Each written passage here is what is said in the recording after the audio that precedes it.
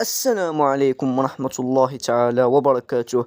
متابعينا الأعزاء، مشاهدي برنامج بودكاست نميش، أهلا بكم في الجزء الثالث من هذا البرنامج. في هذا الجزء سوف نستضيف أحد أهم الشخصيات التي تعتبر من أحد أصدقاء نميش المقربين، ألا وهو المارد علاء. السلام عليكم أيها سيدي المارد علاء. وعليكم السلام ورحمة الله تعالى وبركاته. أسعد باستضافتكم في برنامج بودكاست نميش، لدي فقط سؤال لو تسمح، تفضل.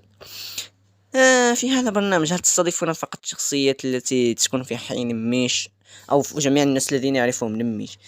أنت أجبت بنفسك الإجابة الثانية. المهم، قبل أن نبدأ بالبودكاست لا تنسوا اللايك والاشتراك بالقناة. هدفنا الحالي هو أن نصل إلى 15 مشترك، وسوف يكون هناك مقطع أسئلة وقراءة تعليقات إن شاء الله إذا وصلنا إلى 15 مشترك. لكي لا نطيل عليكم فلنبدأ الآن البودكاست. السؤال الأول يقول: في مختصر، عرف لنا عن نفسك يا سيد علاء، لأن هناك الكثير من لا يعرفونك. السلام عليكم، أنا مارد علاء، أحد أصدقاء نميش مقربين وجاره في الشارع الثاني. أعتبر من أحد الموظفين لدى حي نميش. أعمل كمارد ومحقق للأماني، ولكن أنا لا أحب، هناك بعض الأشياء التي لا أحبها، وهي أنني لا أحب أن أجد الحي متسخ، ولا أحب أن أجد أحد إلى أن أقول لهم لكي ينظفوا. هذا يشعرني بأنهم ينظفون لي ولا ينظفون من أجل الأجر والحسنات وهذه الأشياء. جيد جيد. السؤال الثاني يقول: ما هو السبب الذي دفعك إلى أن تعيش في حي نميش؟ صراحة أنا ولدت هناك. لماذا ولدت هناك؟ الله أعلم. والدي كانوا يعيشون هناك، أنا ولدت هناك أعجبتني الحالة هناك وعشت. لكن عندما جاء نميش كأن الحالة صارت مملة نوعا ما، ليس مملة، كيف أقولها، صامتة وباسلة. لكن الحمد لله الآن بعد أن وضعنا الاجتماع، خلاص الأمور تسجدت وصرنا حي رسمي ولدينا نشيد وطني وكل شيء. على ذكر الاجتماع، هل يمكنك أن تخبرنا ما هي أهم النتائج التي وصلتم إليها في ذلك الاجتماع؟ شوف، لن أخبركم بكل شيء، سوف أخبركم فقط ما الحد المسموح به، لأن هناك بعض الأشياء سرية. أول شيء، اتفقنا على اسم الحي، حي نميش.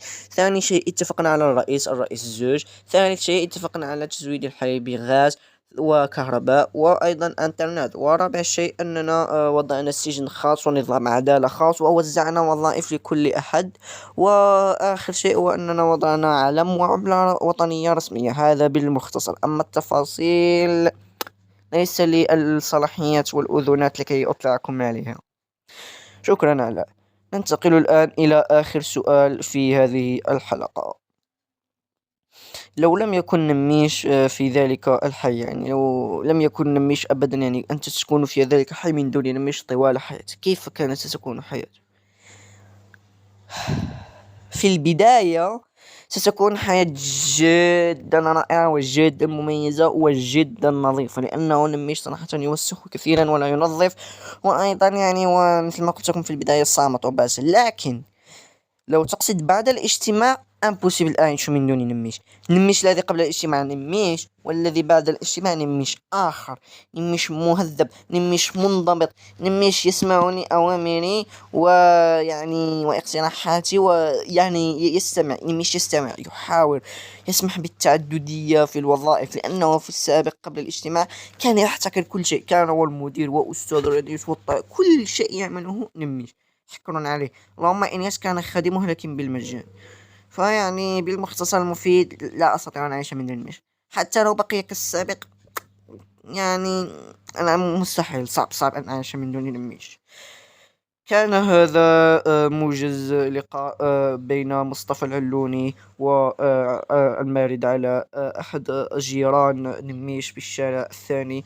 نشكرك على حضورك في هذه الحلقة. ككلمة أخيرة، أشكركم على استضافتي في الحلقة الثالثة لبودكاست ميش. أتمنى أن يشتهر هذا البرنامج لأنه صراحة من أمتع وأمهر وأفضل البرامج التي رأيتها على اليوتيوب، يعني ترفيهي بمعنى الكلمة، وبدليل أنه حتى الوصف هو ممتع وشيق وفيه كلام، ويعني برنامج واعد وإن شاء الله يضرب في المشاهدات.